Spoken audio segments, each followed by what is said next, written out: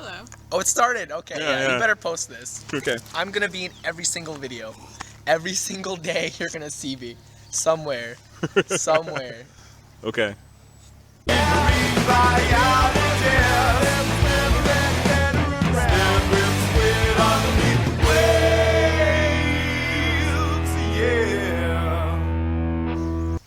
Ah, the rocky intertidal. It's very low. What are we up to? We're gonna go tide pooling.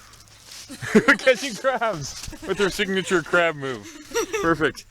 We are going to catch some very small critters so we can feed the mystery octopus that we caught, because we think it might want to eat. And I'm here because when I said go catch some small things, they said, how? How do you catch small things? I'm like, I'll just go show you. Hey, look, there goes a crab. Hey, buddy. That's not small enough. He's so well camouflaged. That octopus is very small, so we need to catch things that are very, very small. So this is the octopus, the mystery octopus that we caught the other night. It is neither a giant Pacific octopus or a ruby octopus that are known to occur around here in shallow water. I'm thinking that it might be a smooth-skinned octopus, which occur in this area, but in much deeper water than you're supposed to be able to dive to. So that seems, well, first off, we found it out of the smooth-skinned octopus's range, but also it has a few characteristics that don't match up to the descriptions. First off, like a series of 4 papillae over the dorsal part of the mantle and between the eyes, prominent papillae over the eyes, a few other things like that that don't match up. And so we don't quite know exactly what it is. But here's a couple things to note. First off, the eyes are very large, kind of indicating that maybe this is nocturnal or deep water. Also, you'll notice that it's not changing texture at all like many of the shallow water octopuses do, and it's not changing color very much.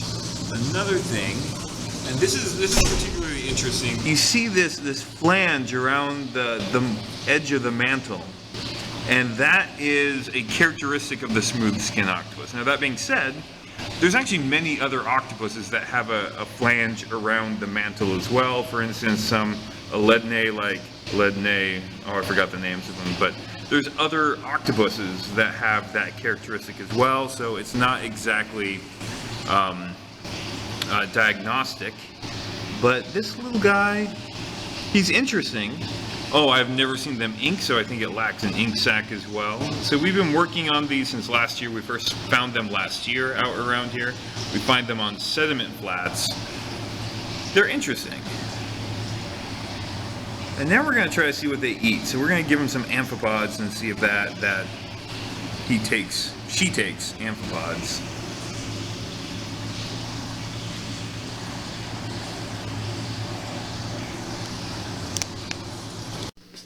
Getting close. Once we get this all set up, and then we just need octopus. One other thing I think we should do is below, between the respirometer and the stir plate is put like a layer of plastic that you can kind of lift up and adjust, but it's going to protect the stir plate from the seawater that will inevitably be coming out of the respirometer. All the time. Yes, all the time. Okay. So. One more thing. Yes. These valves here, I can use any size. I have the tubing for them. Awesome. So just anything that fits on here. Anything that fits on there. Okay. Anything. Yeah. So these are just really. These are just really flexible about what we can do with those. We just need something on there that we can close off so that we can purge bubbles and air out, and then close it off once we've done that. So whatever we do is good there. Okay. Very good. So I'm still really working on getting equipment set up. So I've been spending a lot of time in the lab. It's kind of amazing how much ends up going into preparing to do research and preparing to collect data before you actually just start doing that. One of the things I'm working on right now is a gas mixing system that we'll be using to control the gas mix in our respirometers. And essentially what I have here is 3 tanks of industrial gas. We have oxygen, nitrogen, carbon dioxide, and flowing into these then flow out of these regulators into these 3 mass flow controllers. These things then regulate how much gas passes them, so we can control very precisely how much gas then comes out this other side. Those will then be piped in together and mixed, and we're going to have this control box that is going to help control each of these. Is then hooked up to this, which then we have some internals in there, some sensor DACs in there as well, that will then go into a computer where we can control how much gas we're actually delivering and set a program for that. We also have a couple flow rate meters that go into the same system. Eventually the our oxygen optote system, our system for measuring oxygen, will go into this as well. So we'll have this integrated system that allows us to control the gases into one of these respirometry chambers. We'll be able to measure the oxygen side here, but then also control the amount of gas that's going into each of those systems. So we'll show you more of how that's working as that gets up and going, but I've spent a good amount of the day kind of getting this set up, and then I need to get this the rest of the way, this control box put together the rest of the way. That's my big goal for tomorrow. So it's coming along, but coming along slowly. Unfortunately, we're still at the point where I do not have a collection permit for my octopuses. I've been working with Washington Department of Fish and Wildlife. I think we've gotten the essentials worked out of how many to collect and things like that. So now I'm just waiting for official approval, which should happen, I think, at any time. So, but I have to wait for that before we go out and start collecting octopus rubescens in any major sort of way. So that is where we're at the moment. Getting equipment ready, sitting here with empty octopus homes and tanks everywhere. That's where we're at.